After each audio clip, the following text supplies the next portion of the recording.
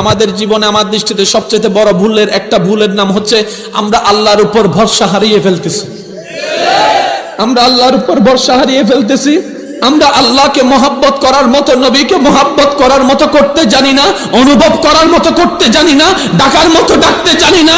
সারা জানে, জগৎ জানে আল্লাহর এই নামাজ হচ্ছে বান্দাকে সেকেন্ডের ভিতর রবের কাছে পৌঁছাই দেয়। কথা বলেন ঠিক কিনা?